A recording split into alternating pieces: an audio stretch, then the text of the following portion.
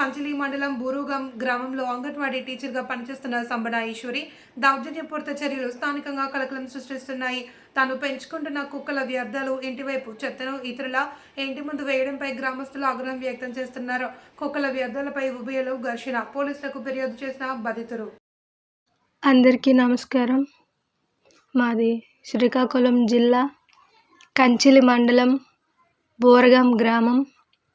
నా పేరు కొంతం Sirisha, wife of Krishnamraju. నేను ఇలా ఉండడానికి కారణం ఏంటంటే, ఒక అంగన్వాడీ టీచరు మా ఇంటికి ఎదురుగా ఉంటుంది, సంబాని ఈశ్వరి. ఆమె నన్ను కొట్టింది. అది ఎందుకు అంటే 28వ తేదీ 10/2025 అసలు ఏం జరిగిందంటే, ఆవిడ కుక్కలు పెంచుకుంటుంది. ఎవరైనా పెంచుకుంటే 1 లేదా 2 కుక్కలు పెంచుకుంటారు. ఈవిడ 8-9 కుక్కలు పెంచుకుంటుంది. అవి కూడా ఊరి కుక్కలు అన్నమాట, పెంపుడు కుక్కలు కావు.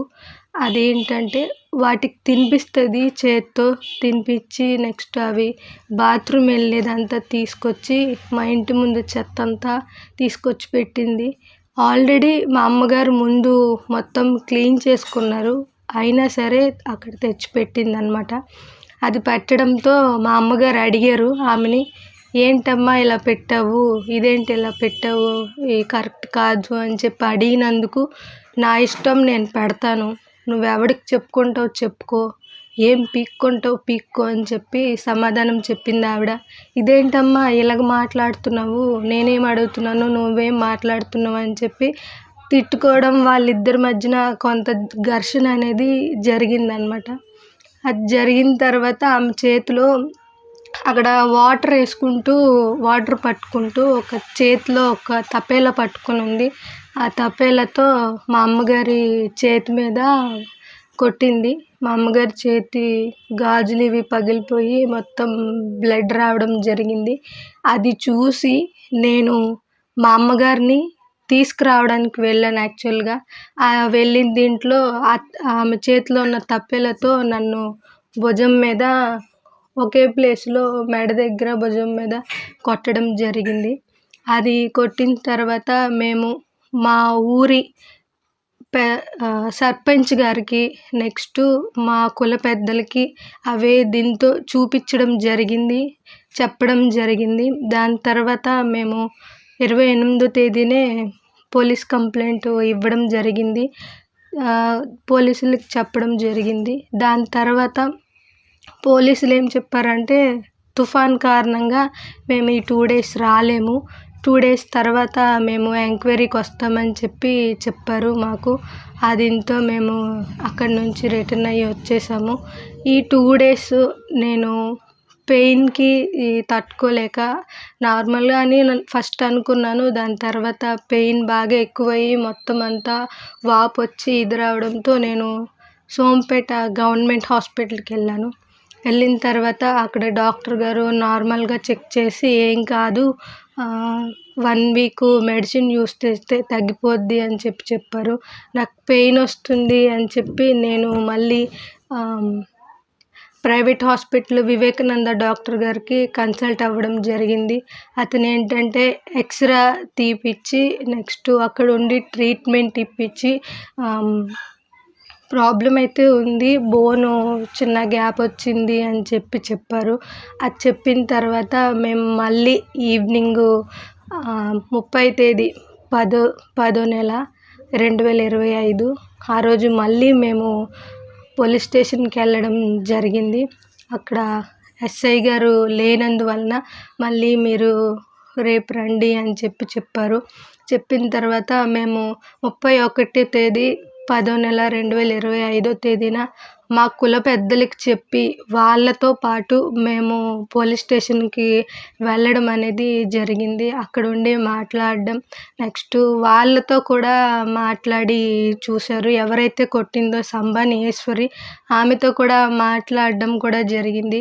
ఆవిడ ఎంతకీ తగ్గడం లేదు. నెక్స్ట్ నేను మళ్ళీ కొడతా, నేను ఇది చేస్తా అది చేస్తా అని చెప్పి ఇంకా తిట్టడం, లేనిపోని మాటలతో మమ్మల్ని హింసించినట్టు మాట్లాడడం చేస్తూ మాట్లాడారు ఆవిడ. దీంతో మేము పోలీసులకి ఫిర్యాదు ఇచ్చి కేసు పెట్టడం జరిగింది.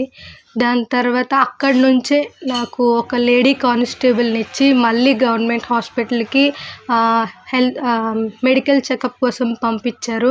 మెడికల్ చెకప్ పంపించేసరికి అక్కడ ఆర్థోపెడిక్ డాక్టర్ గారు లేరు అని చెప్పి మాకు టెక్కలి రిఫర్ చేశారనమాట.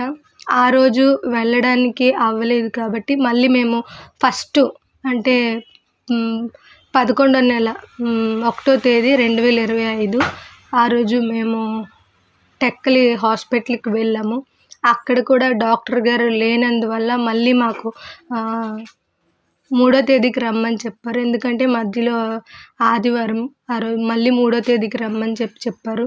3వ తేదీకి వెళ్ళిన తర్వాత ఎక్స్రే తీసి ఆ రిపోర్ట్ రిపోర్ట్ అయితే మీకు ఇవ్వము, మేము పిఎస్కి ఇస్తాము అని చెప్పి అక్కడ కూడా నార్మల్గా మెడిసిన్ ఇచ్చి పంపించేశారు. సరైన ట్రీట్మెంట్ అయితే ఇవ్వలేదు. అదే రోజు నేను మళ్ళీ వివేకానంద డాక్టర్ గారికి, సోంపేట వివేకానంద డాక్టర్ గారికి కన్సల్ట్ అవ్వడం జరిగింది.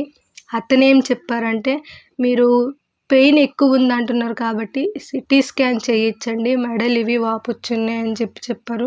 మేము అదే రోజు ఈవినింగ్ సిటీ స్కాన్ తీయించడం జరిగింది. రిపోర్ట్ అయితే ఈరోజు రాదు, మార్నింగ్ వస్తుంది. దాన్ని బట్టి ఫర్దర్ స్టెప్ మేము చెప్తాము అని చెప్పారు. మళ్ళీ 4వ తేదీన రిపోర్ట్ వచ్చిన తర్వాత సార్ ఏం చెప్పారంటే, మెడ మరియు భుజం మధ్యలో ఎక్కడైతే కొట్టిందో ఆ ప్లేస్లో నరాలు అనేవి ముద్దయిపోయి ఉన్నాయి. అవి ఫ్రీ అవ్వాలి అంటే ఫిజియోథెరపీ చేయాలి. మీరైతే 1 వీక్ అయితే హాస్పిటల్లో ఉండాలి అని చెప్పి మాకు చెప్పారనమాట. మేము అదే దీంతో 1 వీక్ హాస్పిటల్లో ఉండి ఫిజియోథెరపీ చేయించుకున్నాను. ఆ 1 వీక్ నేను పడ్డ పెయిన్, నరకం నిజంగా చెప్తున్నాను, ఎవ్వరికీ రాకూడదు. చాలా అంటే చాలా దీనిగా పెయిన్ నేను అనుభవించాను. నాకు ఒక 1 ఇయర్ బేబీ ఉంది. నేను ఆ బేబీకి ఫీడ్ కూడా చేయలేకపోయాను. చాలా అంటే చాలా ఇబ్బంది పడ్డాను. బేబీకి ఫీడింగ్ ఇవ్వలేక అమ్మ అని వస్తే నేను అసలు ఎత్తుకోలేక చాలా నరకం అనుభవించాను. ఒక అంగన్వాడీ టీచర్ అయ్యుండి ఇలా చెయ్యడం ఎంతవరకు కరెక్ట్? అంగన్వాడీ టీచర్ అంటే బాలింతలకి అమ్మ అంటారు. మరి అలాంటి ఆమె ఇలా ఒక బేబీ మదర్ని కొట్టడం ఎంతవరకు కరెక్ట్? నాకు న్యాయం చేస్తారని నేను మనస్ఫూర్తిగా కోరుకుంటూ చెప్తున్నాను.